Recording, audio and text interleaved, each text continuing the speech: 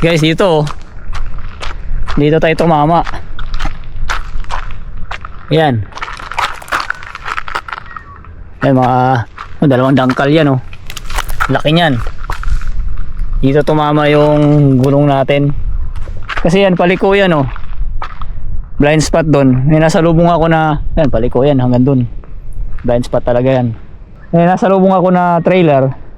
So malamang pag trailer mahaba. Kakain dito yung trailer niya sa side ko. So tumabi ako ng konti. Nakatingin ako sa trailer niya kasi baka masabitan tayo. Hindi ko napansin yung may butas na yan dyan oh.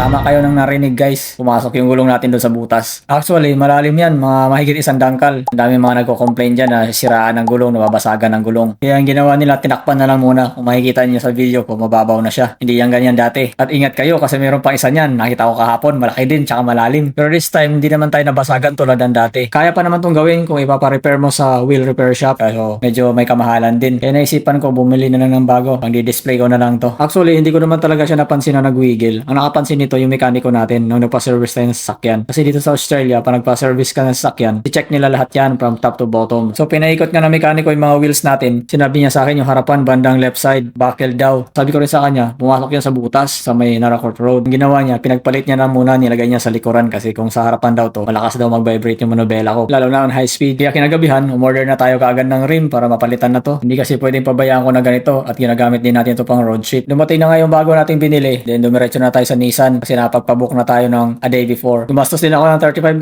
kasama na swapping tsaka wheel balance. Presyo ng rim $265 plus shipping na $51.84, GST na $28.80. In total gumastos ako ng $316.84. Medyo mahal man kaso wala eh. Kailangan talaga natin ng bagong rim. Iingat na lang ako sa susunod. Kasi ang bilis-bilis mo magpatakbo, ayan tuloy.